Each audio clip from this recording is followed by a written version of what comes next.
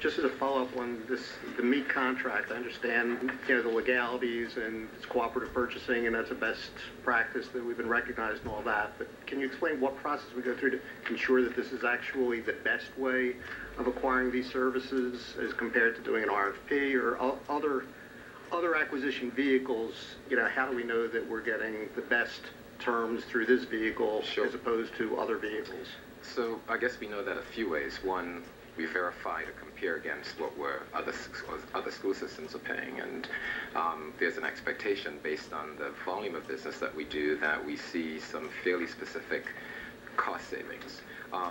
The MEAT contract, which is an RFP led by the University Systems of Maryland, approved by the Board of Regents, essentially provides a purchasing mechanism for colleges and universities across the state, along with K-12 LEAs to participate. A few years ago, when the MEAC agreement was up for renewal, we, Montgomery County Public Schools, served as the LEA representing the other jurisdictions. Prince George's County currently serves in that seat.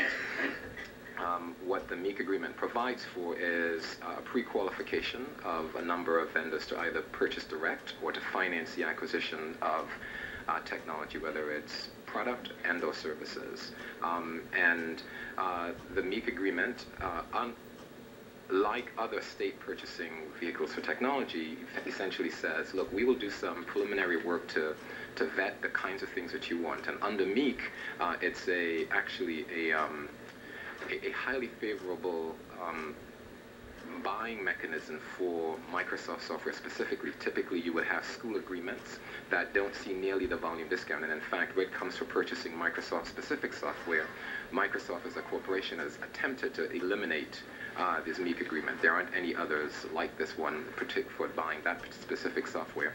They expanded it for other hardware purchases because it was unclear at the state and the Department of Public Works when the renewal of the state contracts through which LEAs had been buying, what the renewal would be. And so the University System of Maryland went forward with its own. And what it does is essentially say we pre-qualify and then we encourage you to do better. The price that they establish as part of that initial RFP isn't necessarily the price that you pay. What we do then is we actually negotiate very directly. There is a bit of a misnomer, I must say, in thinking that when you do an RFP, or even if you do a specific bid process, that you naturally end up with the best price, because given the way the industry works, if you're selling product X and I am going to resell product X, and I come to you before Phil gets to you around the price, you're going to agree for me to resell it at a lower price than the price you're going to give Phil. So even though we're both going to bid, the price is already predetermined. What we are able to do is actually work very directly, because we understand what those different variances in the price, to determine where we should be, and not just the price for the acquisition, but the overall total cost of ownership. Because we can buy something and have it sit on the shelf, and not have the company be invested in ensuring that we implement it effectively, and that we fully leverage what we get. So we get not only the absolute best price in terms of the acquisition, but around the total cost, because we actually continue to do very good due diligence around what other people are paying and where those price points are continuing to be, and then also driving the cost down for the services that they're providing. So we get the benefit of the pre-qualification of the vendors, and then we do additional work to be sure that specific to our needs, we get the match. Thank you.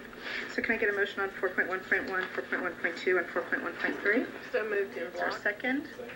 To move these in block. All those in favor? And it is unanimous. Thank you for that information. That was very helpful.